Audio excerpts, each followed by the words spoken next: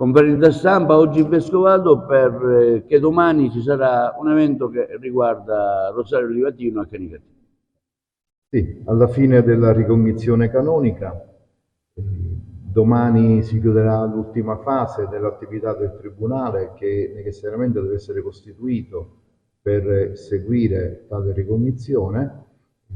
Domani sera ci sarà la presentazione delle reliquie insigni del corpo, quindi del Beato Rosario. Si inizierà ad accogliere i fedeli che verranno dalle 17:30 lì a Canicattì in via a Rosario Livatino.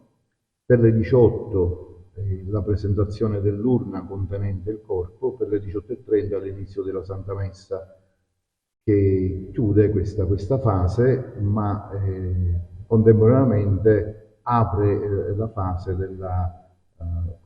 conservazione del Beato Rosario nella chiesa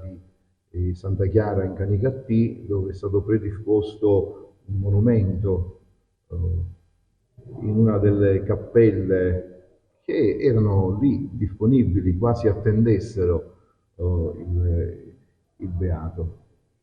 È un momento importante di chiesa, certamente, trattandosi di un Beato. Io penso che sia anche un importante momento dal punto di vista civico e per la comunità ecclesiale e civile di Canicattì, così come per veramente tutti gli uomini e le donne di buona volontà che hanno a cuore la legalità e la giustizia. Continuo a ripetere, come ho detto in queste occasioni in cui si parla di reliquie e di traslazioni, non dimentichiamo che la traslazione più importante non è quella di un corpo o di una parte di un corpo, ma della traslazione dei valori che quella persona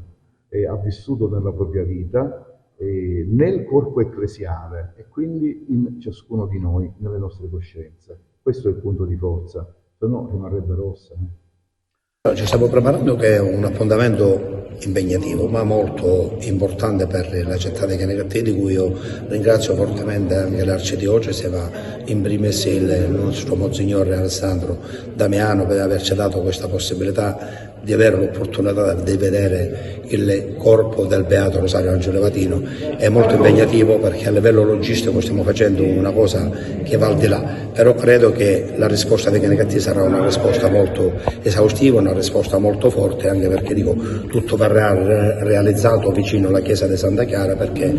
la Santa Messa verrà efficiata in via Giudice Livatino all'aperto, dove stiamo allestendo anche un palco dove ci sarà un dispiegamento di forze non indifferente e un discorso anche di sicurezza con il montaggio anche di no jersey e poi un piano di sicurezza che già è stato vedimato da parte anche del 118 e non solo, abbiamo avuto già una riunione come direzione tecnica in questura dove anche hanno fatto anche gli applausi,